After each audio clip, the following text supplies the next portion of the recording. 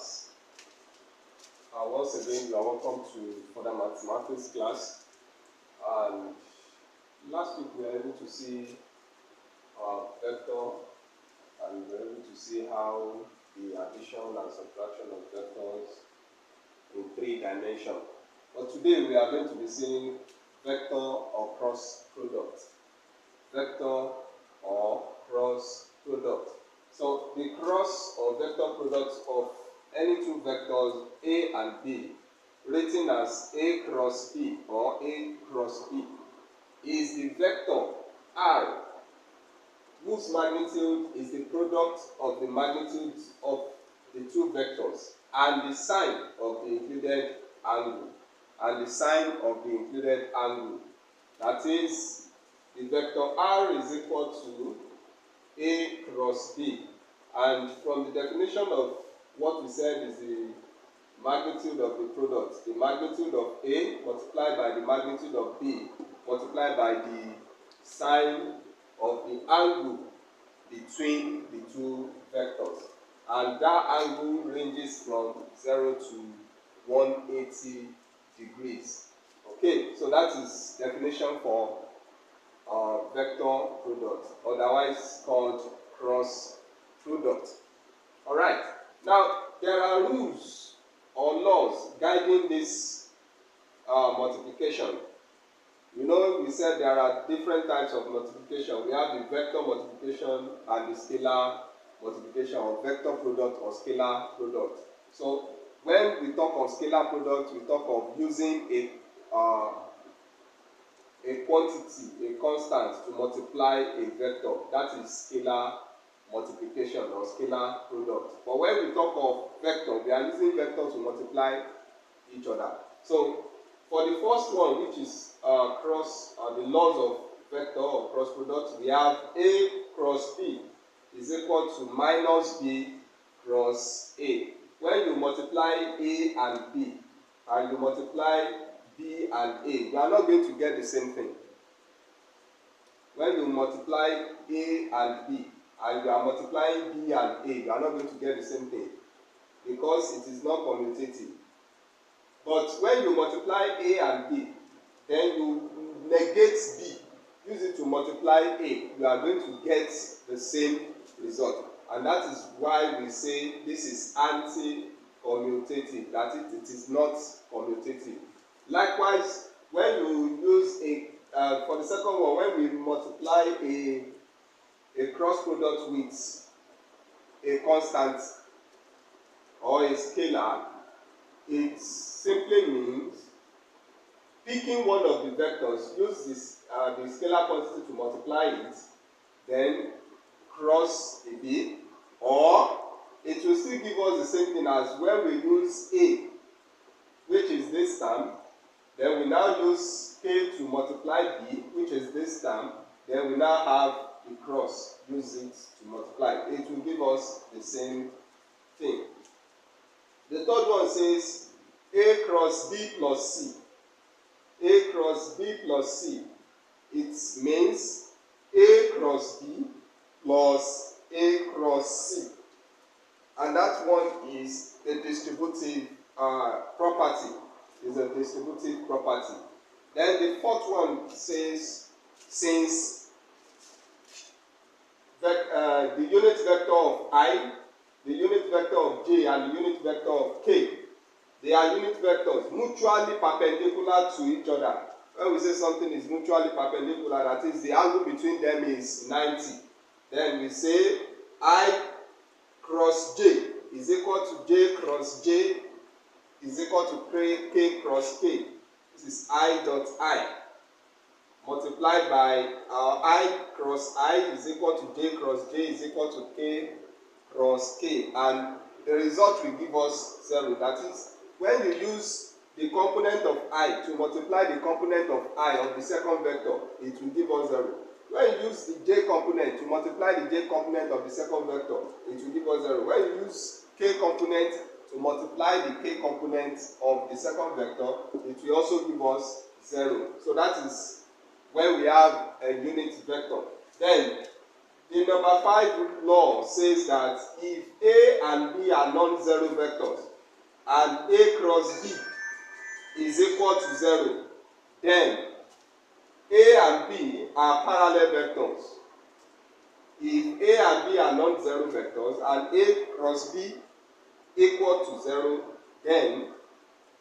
then our A and B are parallel vectors.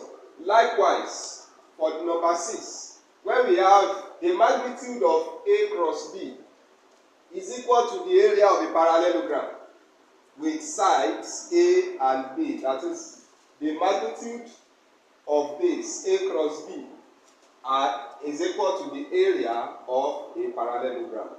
We know a parallelogram, so the area of it is the sides of A and B. Then for number 7, we have if A is equal to A1I plus A2J plus A3K, and B is equal to B1I plus B2J plus B3K, then it can be shown that A cross B is equal to, these are components, then each element, each coefficient for the component. For the A, we have A1, A2, A3. Then for the B, we have B1, B2, and B3. So, where the expression of this A cross B can be written as A2, B2. How do we do that? We pick this term, the I component. We pick the I component. We delete everything here, delete everything. We are left with A2, A3, B2, B3. Then we now multiply, we cross multiply. A2 we multiply B3, then we subtract A3 and B2. That is, we are multiplying along the major diagonal and we are subtracting the minor diagonal. So we have that for A2 B3 minus A3 B2 I, because it's in the height, the first component. Then the second one deletes the J component, deletes the component. We are left with A1 A3 B1 B3. So if we cross multiply along the major diagonal, A1 we multiply A3, then A3 we multiply B1, then we are left with the J component. The same thing here. So that is a third order determinant. That's a third order determinant. So these are some of the laws that govern multiplication in vector. These are some of the laws that govern vector or cross multiplication. So we have an example here, and I want us to look at this example critically. We have an example here. Said if A is equal to 2I minus 3J plus 4K and B is equal to 2I plus J minus K, we have to find the following. The first thing is to find the A cross B, find B cross A, the determinant of A cross B, determinant of B cross A, the unit vector in the direction of A cross B, and the unit vector in the direction of B cross A. So let's go into the solution. We have our A to be equal to 2I minus 3J plus 4K, and our B to be equal to 2I plus J minus K. So for the first one, we have A cross B. A cross B. As usual, we have it to be the determinant IJK, and what is our I for A? That's 2 minus 3, 4. Then for B it is 2, 1 minus 1. So we find the determinant along that direction. Finding the determinant, delete this, we are left with minus 3 times minus 1I minus, for the other one, it will be delete, so we are left with this and this. 2 times minus 1j, then plus this, we are left with this and this. 2 times 1, or 2 times 1, 2 times 1 is 2. Oh, sorry. For this one, it will be 3 times minus 1. Okay, so let's go back. 3 times minus 1 is minus. 3 times minus 1 will give us 3. That's plus 3. Then minus this one, minus 4i. Then minus for the j component, 2 times minus 1, that's minus 2. Minus 2 times 4, minus 8j. Then plus delete. So 2 times 1 will give us 2. Then 2 times minus 3 will give us minus 6. Then don't forget there is a minus here. We have minus 6. Okay. So this will now give us plus 3 minus 4. That's minus I. Minus 2 plus 8. That's 10j.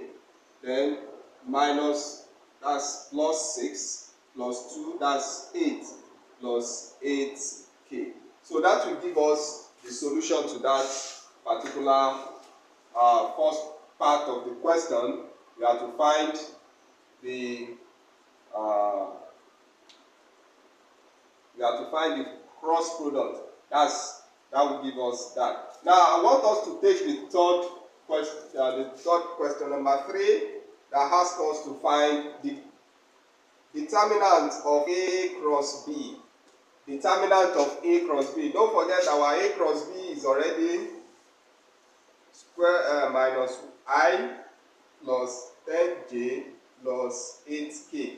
So the determinant of this now will be the square root of minus 1 squared plus 10 squared plus 8 squared.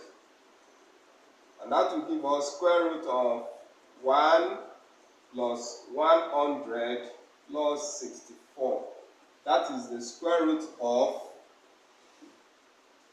165. 165. So that is the determinant of that. So just like we have done for the first one, we are going to do for the second one. So the next thing is to find the unit vector in the direction of A cross B. Unit vector, that's question number 5. Alright. Unit vector in the direction of A cross B. Unit vector. So that will give us what? The unit vector is the vector divided by the determinant of the vector. So that will give us minus I plus 10j plus 8k divided by square root of 165. So that is going to be the determinant of this. So this is how you do cross products. This is ways of solving problems involving cross product. So in the next class, we'll proceed to what we can do with cross products, area of parallelogram, area of triangle, and the likes. So, but before next time, I will want you to complete the other ones that I have not been able to do because of my time. This one, and this, as your assignment is similar to what we have done.